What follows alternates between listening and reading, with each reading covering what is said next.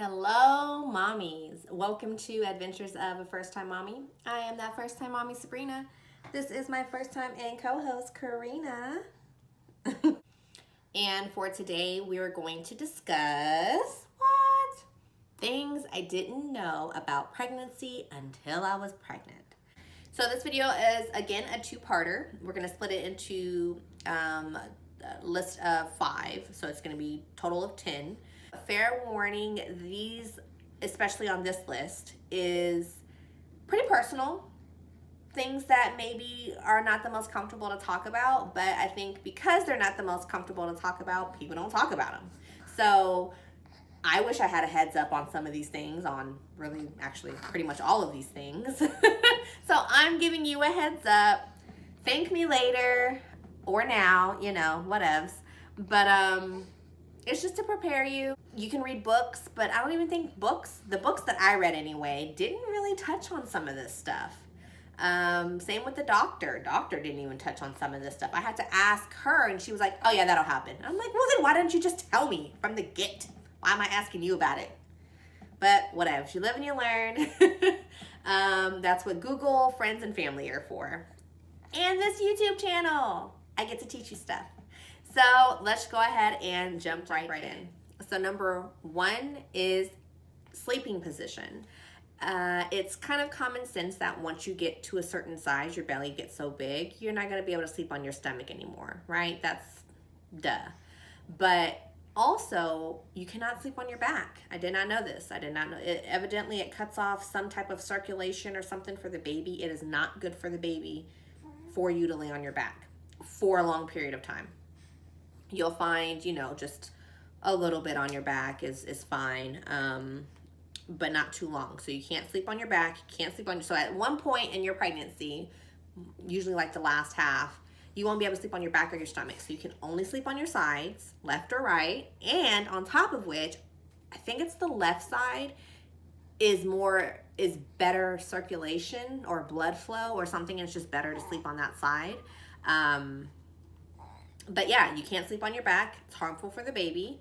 Can't sleep on your stomach because you got a big old solid stomach. You can't lay flat. You can't lay on your stomach. So keep that in mind. You can only lay on your sides, left or right side. My doctor did say, yeah, you can sleep on your back, but you have to put pillows under you and sleep propped up. Who wants to sleep like that? So I could not wait to just sleep on my back after the baby was born. Also something that, just real quick side bit, on sleeping on your back or laying on your back, I've heard it, I never experienced it because I never laid on my back that long, but some girls that like went in to get like, I forget what they said they were going in for, but they went somewhere and they had to lay on their back while pregnant and they couldn't breathe. They like lost their breath type of thing. And I'm like, oh, well, then why were you laying on your back? But anyways, that's something for you to also think about. Not only is it bad for the baby, evidently you could stop breathing or it could become harder to breathe. So that is sleeping positions will change for you. Number 2, I thought was a weird one, is constipation. You are going to be constipated. Evidently the vitamins that are in the prenatal or the vitamins that are in the prenatals, they cause constipation. It's not fun. From day 1, because my sister-in-law told me to, went to Walmart and I got some Colace. It's a stool softener. It is not a laxative. You cannot take laxatives, but you can take stool softeners, and I took Colace once a day. When it got really bad, I used to take it twice a day. And then one time I ran out and I regretted it so much. I did not, make it to, life happens. And I just didn't make it back to the store to get another bottle. And like almost a week went by and it was not fun, let me tell you. So Colace or any other stool softener, it would be very, very wise for you to take those and help with your constipation. Number 3, we're just going to go deeper and deeper into uncomfortable topics, okay? Number 3 is vaginal discharge. This will vary woman to woman, like all things pregnancy, right? Yeah, you'll have vaginal discharge, probably more than usual. I had it more than usual. I would just be wet for no reason at all. There's nothing going on. It's just down there. So panty liners were on the list of things to get from Walmart when I first got pregnant. Again, courtesy of my sister. Hey, girl. Shout out to Holly. She was good looking out on my list when I went to Walmart. She had me prepared very well. But yeah, so I had panty liners because your drawers might be a little damp, okay? A little moist. So if you're comfortable with that, go right ahead.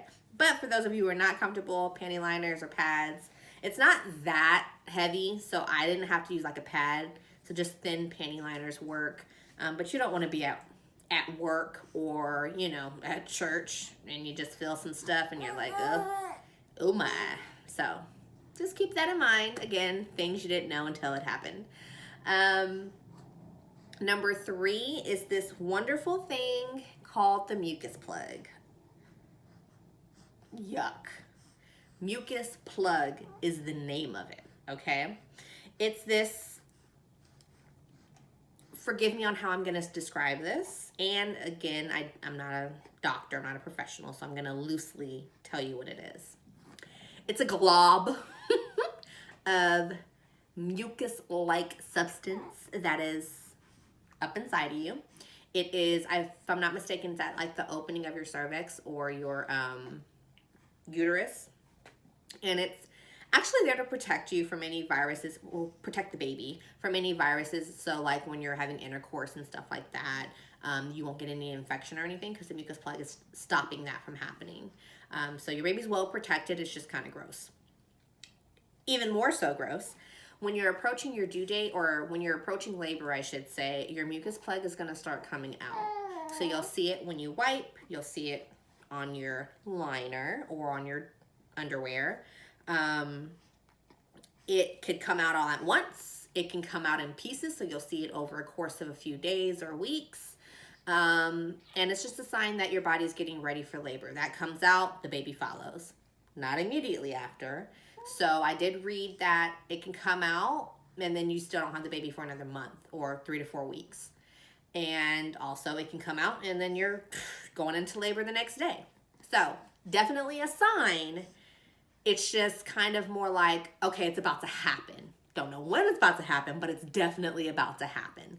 I actually did not experience the mucus plug or anything like that because I was induced. If you saw my last video, I had a weird pregnancy. But it is a sign of labor. So be aware of that. It is gross. It looks like snot, hence it being called the mucus plug. I Googled it so that I knew what to look for.